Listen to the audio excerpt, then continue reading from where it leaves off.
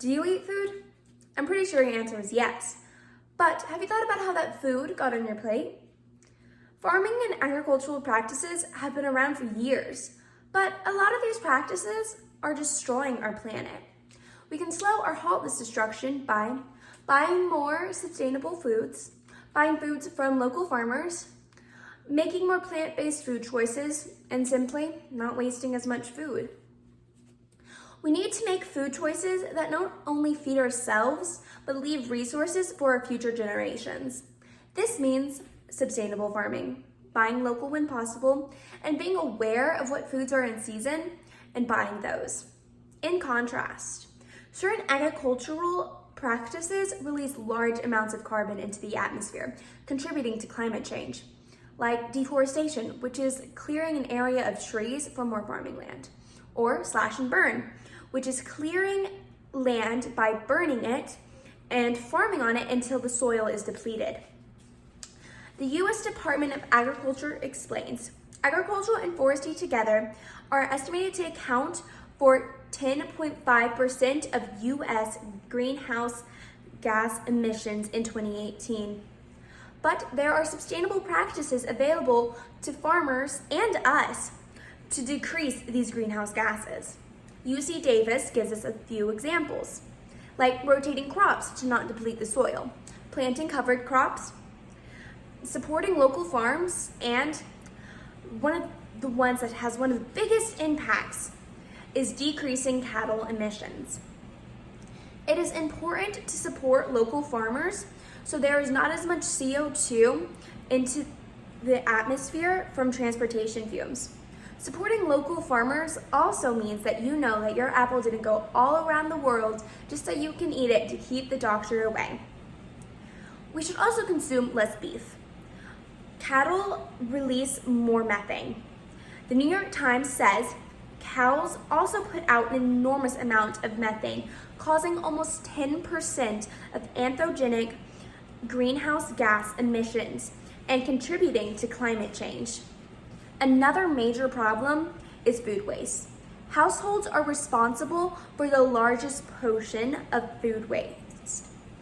Foodprint.org says that approximately 40 to 50% of food waste happens at the level of the consumer.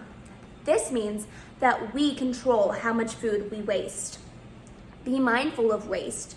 Something had to die for us to eat, plant or animal. Not wasting honors that sacrifice. My mom always told me to not put food on the plate that I won't eat. And not wasting food can be as simple as that. The point of sustainable agriculture is to supply society's needs today and leave resources for our future generations. Many farming practices used today destroy ecosystems, like draining wetlands and shifting cultivation. Draining wetlands is a technique for draining wetlands for more farmland. But wetlands are a very important part of the ecosystem that hold all sorts of plants and animals. But not only that, they help filter and improve water quality. Shifting cultivation is the process of clearing a forest land by practices like slash and burn, and farming on there until the soil depletes. Then the farmer moves on to another plot of land and continues this process, leaving dead fields behind them. So we need to put more sustainable farming into practice to reduce carbon emissions. One example would be using crop rotations, which is the process of rotating crops to not deplete the soil. We should also not be tearing down our forests, because trees play a very important part in our global atmosphere. Trees lower carbon levels, and we are tearing them down. We also continue to use farming practices that add more carbon and methane into the atmosphere. This is why we need more sustainable farming, so future generations can actually live in this world. But not everything is about farming, and there are easy ways we can each make a difference. Here are some examples. Have fun looking at vegetarian meals and commit to one meatless meal a week. Check out farmers markets and try to buy local whenever you can. When you're at the store, look for products grown in your state or country. That means it hasn't taken a CO2-laden world tour to get to you. Look for products labeled sustainably grown or harvest. Even a small change, like buying shade-grown coffee, makes a big difference because that means fewer trees were cut down to grow that crop. And the most economical way we can each make an eco-friendly food choice is be mindful of our consumption and waste. So much sacrifice and so many hands work to get that meal on our plates.